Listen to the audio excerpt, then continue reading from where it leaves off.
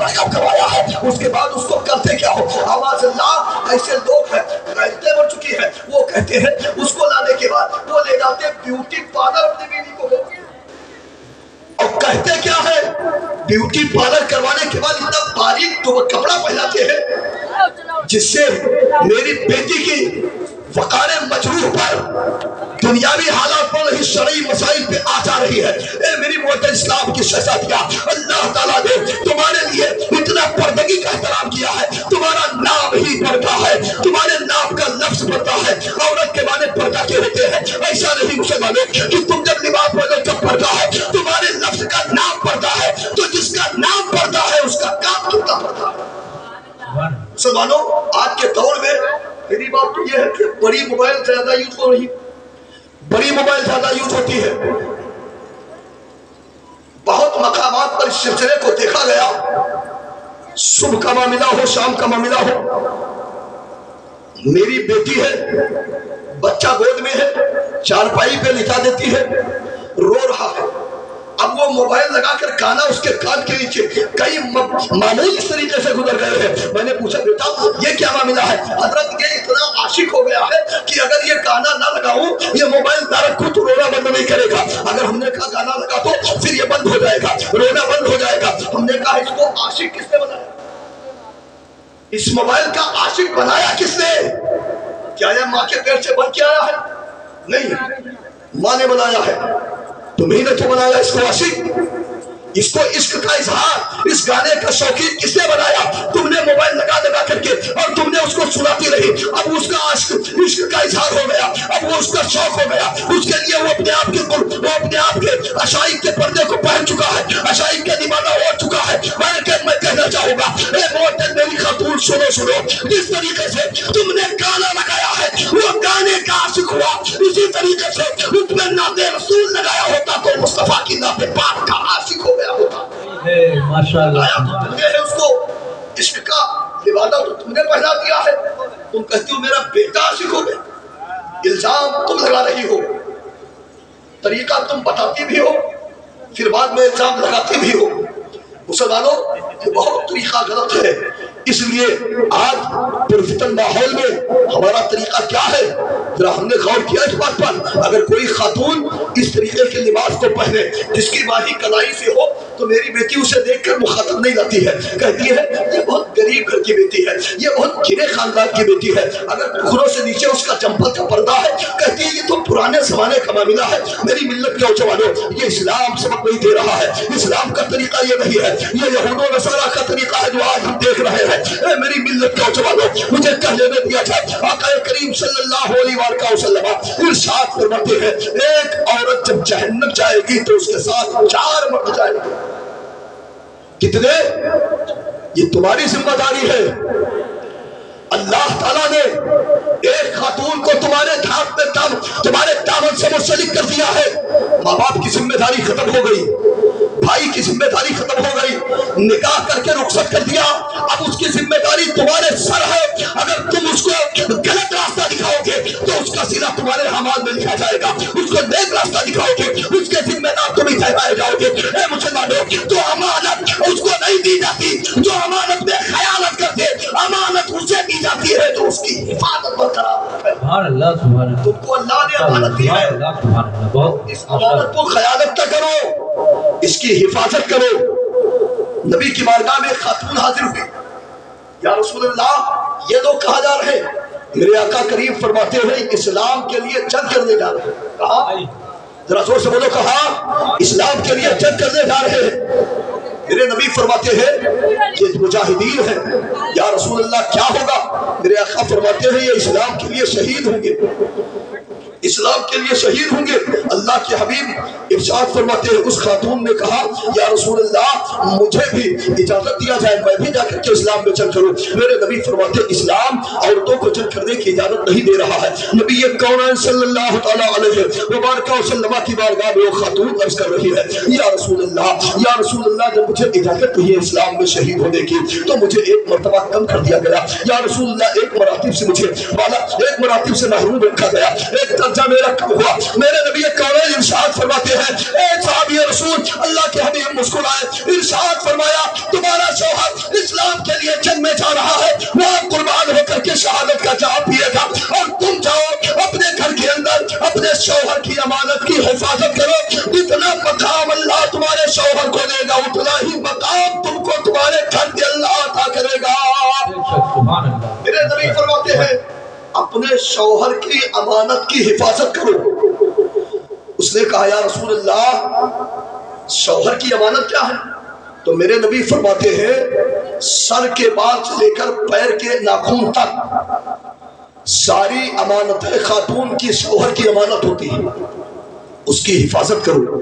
میری ملت کے نوجوانوں یہ ذمہ داری ہے، ایسا نہیں ہم آپ کی تعریف کر دیں پوری ہو گئی، اگر حق کوئی چھپائیں گے تو قیامت میں ہم گرفتار کیے جائیں گے۔ اس لیے مسلمانوں خاتون اسلام کا معاملہ مجھے کہہ لینے دو، اے موت اسلام کی شہزادیاں، اسلام کا معاملہ یہ ہے نبی کونین ختم پیغمبر موڈی سے سوچا سیاہ العالم حضور محمد رسول اللہ صلی اللہ علیہ وبارک وسلم ارشاد فرماتے ہیں شب معراج کی رات ہے، نبی کونین فرماتے ہیں معراج کی رات جب میں پہنچا اور جہنم کا مشاہدہ کر رہا ہوں، جناب جبریل سید الملائکہ جبریل علیہ السلام کے ساتھ ہے۔ اللہ کے حبیب فرماتے ہیں میں نے جناب طائر سدرہ جبریل علیہ السلام سے پوچھا اے برادر عزیز جبریل، اے جناب جبریل علیہ السلام آپ بتائیے یہ کون ہے؟ تو میرے آقا کریم سے برادر عزیز عرض کرتے ہیں یا رسول اللہ یہ وہ عورت ہے، یا رسول اللہ یہ وہ عورت ہے۔ میرے نبی فرماتے ہیں میں نے دیکھا یہ خاتون ہے جس کا بال جہنم کے آگ کے کھمبے میں لپٹا ہوا ہے اور وہ نیچے سے آگ چل رہی ہے۔ اللہ کے حبیب فرماتے ہیں جناب جبریل یہ کون ہے؟ آقا کی بارگاہ میں طائر سدرہ نے عرض کی یا رسول اللہ یہ وہ عورت ہے جو اپنے بال کو خوبصورت اور حسن بنانے کے بعد دنیا کے سامنے جاتی تھی اس ارادے سے کہ دنیا دار مجھ سے عاشق ہو جائے، دنیا دار مجھ سے راضی ہو جائے، دنیا دار مجھ کو دیکھ کر کے خوش ہو جائے، مرنے کے بعد اس کے بال پر عذاب دیا گیا ہے۔ یا رسول اللہ اس کے لیے اللہ کا عذاب ہوا۔ نبی کونین فرماتے ہیں اور آگے بڑھا اور فرماتے میں نے دوسری خاتون کو دیکھا اس کے چہرے کا یہ اوٹ اور چمڑا نوچ لیا گیا ہے اور جہنم کے خاک پر رکھ دیا گیا ہے۔ مصطفیٰ کریم ارشاد فرماتے ہیں اے جبریل یہ کون ہے یا رسول اللہ؟ یہ وہ عورت ہے جو اپنے اوٹ پر لالی لگاتی تھی، اپنے اوٹ کو چہرہ خوبصورت بناتی تھی اور اس ارادے سے کہ دنیا دار عاشق ہو جائے، دنیا سے خوش ہو جائے۔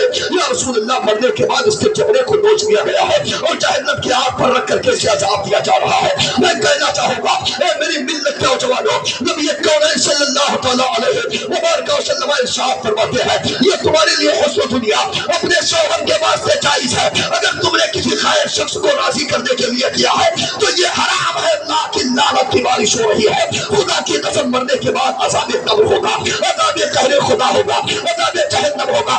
اس لیے رات برابسی فرماتے ہیں یہ جسم فانی ہے، سجانے کی ضرورت کیا ہے؟ ارے حسن دنیا کو دکھانے کی ضرورت کیا ہے؟ ایسے اعمال کرو روح سے حسن آئے، اتنے کپڑوں پہ لگانے کی ضرورت ہے، اتنے کپڑوں پہ نہ لگاؤ۔ درود شریف پڑھ لیں ایک بار اللہ رب محمد صلی اللہ علیہ وسلم۔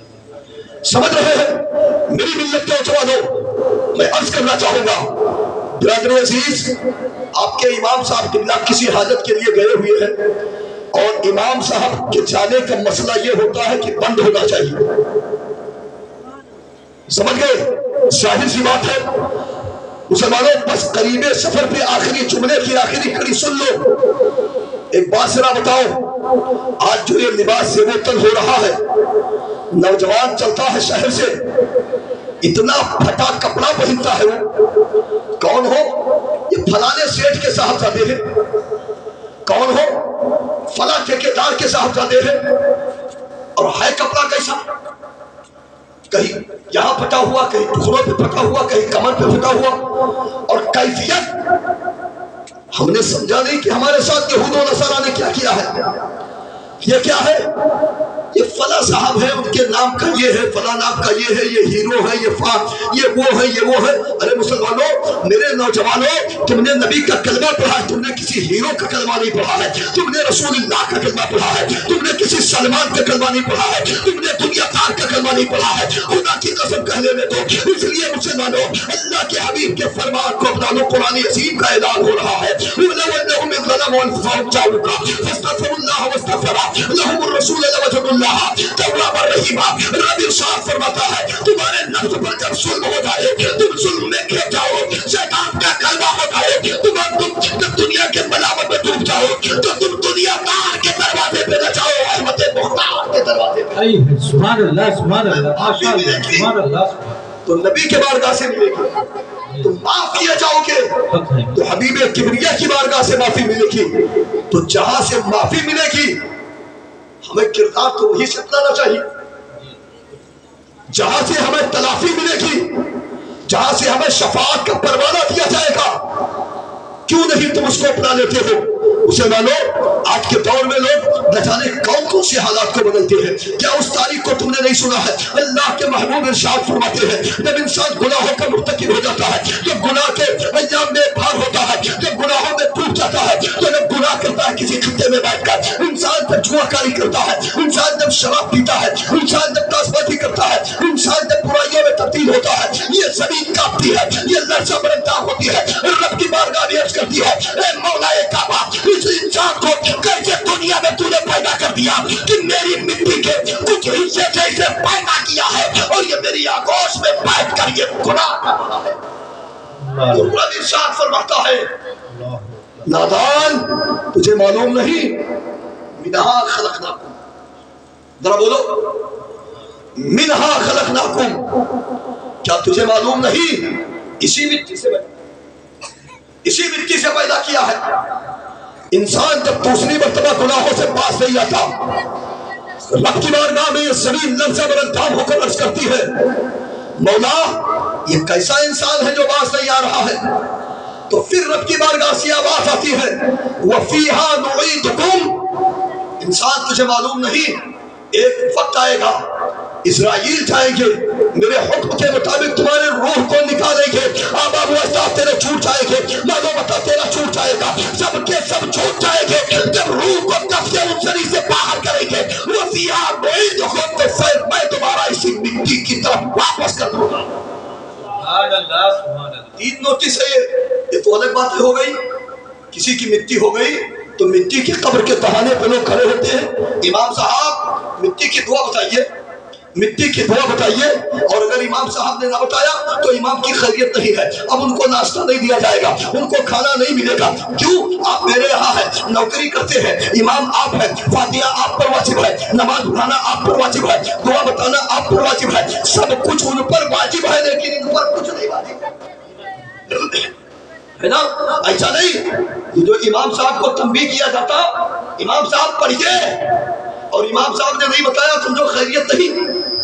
یہ نوٹس ہے مومن کے لیے، یہ نوٹس ہے، اعلان ہوتا ہے جب بندہ گناہ کرتا ہے خطاؤں پر نادم نہیں ہوتا، یہ زمین کانپتی ہے، زمین کا گوشہ کانپتا ہے، زمین کا خطہ کانپتا ہے، زمین تر لرزہ برندام ہوتی ہے. مولا کی بارگاہ میں عرض کرتی ہے اے رب سلطان، اس انسان کو تو نے میری مٹی سے پیدا کیا ہے، یہ کیسا انسان پیدا کیا جس کی وجہ سے مولا کریم یہ پیدا بھی ہوا، تو نے مٹی سے بنایا بھی مجھے گوشت میں بیٹھ کر یہ گناہ کرتا ہے. الحمدللہ رب یہ کونین فرماتے ہیں ایک مرتبہ نوٹس آتی ہے، دوسری مرتبہ پیغام نوٹس آتی ہے، جب یہ تیسری مرتبہ پھر خطاؤں کا شکار ہوتا ہے، یہ خطاؤں پہ ٹوٹ جاتا ہے، یہ برائیوں سے آلود ہوتا ہے، انسان جب گناہوں کا مرتکب ہوتا ہے رب کی بارگاہ میں زمین سے آواز آتی ہے تو پردے غیب سے ایک منادی آسمان سے آواز دیتا ہے نادان تو نہیں مانے گا، تجھے نہیں معلوم ہے دروازے محشر ومنہا نخرجکم تارۃ اخری، رب تمہیں اٹھائے گا ومن یعمل مثقال ذرۃ خیرا یرہ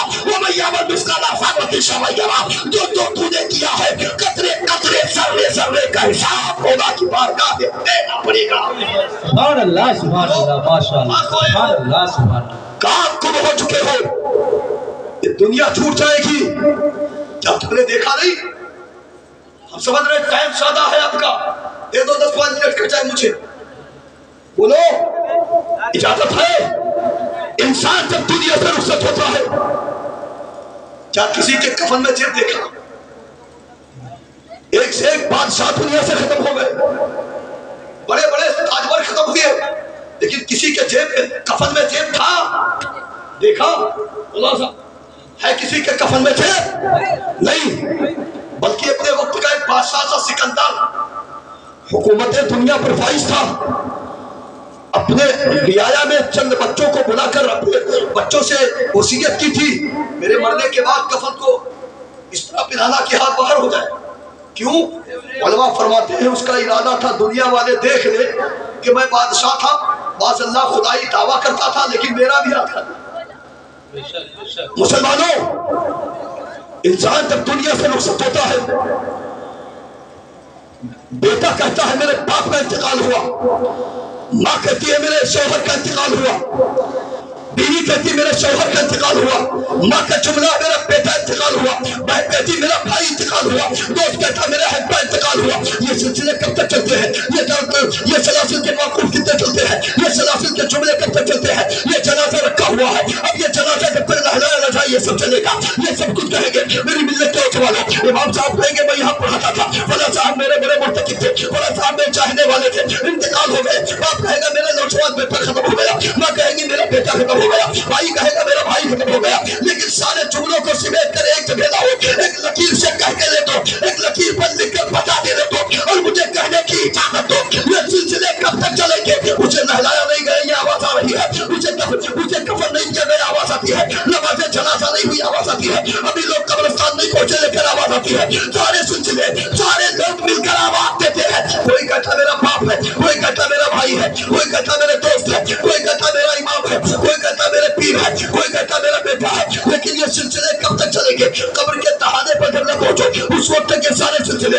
लेकिन जब कब्र के तहाने पे चारपाई रखकर कब्र में कब्र बस्ता लगाकर जनाजे को कब्र में उतारने के वक्त अब किसी का वो रिश्ता नहीं, बाप है तो यही आवाज है, बेटा है यही आवाज है, भाई है तो यही आवाज है। सारे अहले खाना एक मिलकर आवाज देते हैं, लफन के वक्त ये आवाज बोले हम क्यों कर यहाँ कहाँ जाने, लहर तक आपकी ताज़ीम कर दी आगे अब तेरा आवाज।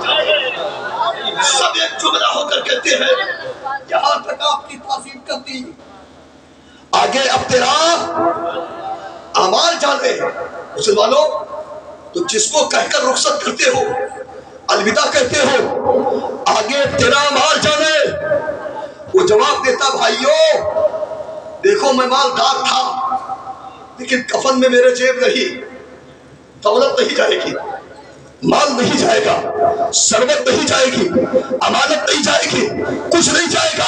डॉक्टर इकबाल के शेर को बहुत समझ में आ जाएगा, आएंगे कुछ तेरे नाम जरूर नाम काम में, आएंगे सिर्फ तेरे ही अमाल काम में। मुसलमानों, इंसान कहता 200 बीघा है मेरे, 10 लाख रुपया मेरा बैंक में है, एयर कंडीशन कमरा है मेरे पास, लखनऊ में जमीन है मेरी, मुंबई में फ्लैट है मेरी, मैं फला जगह का मिल्कियत रखता हूँ। लेकिन मुसलमानों मुझे कह लेने दो, सारी फिलात और सारे उसके आशाई और सारी रकमें जब तक जिंदगी में रूह मौजूद है ये उसकी है, लेकिन मरने के बाद रूह निकल जाने के बाद अब तो तुमने 10 रुपये में 1 रुपया अल्लाह की निज़ाम पे खर्च किया है, वो रुपया बाकी है, बाकी सब कुछ फना हो गया, सब फना हो गया। अगर बका है तो अगर तुमने 1 रुपया लगाया अल्लाह की राह में तो वो फना है, वो बका है। किसी मदरसे में दे दिया वो बका है, किसी गरीब को कपड़ा दे दिया वो बका है, किसी मुहताज को खाना खिला दिया वो बका है, किसी गरीब बेटी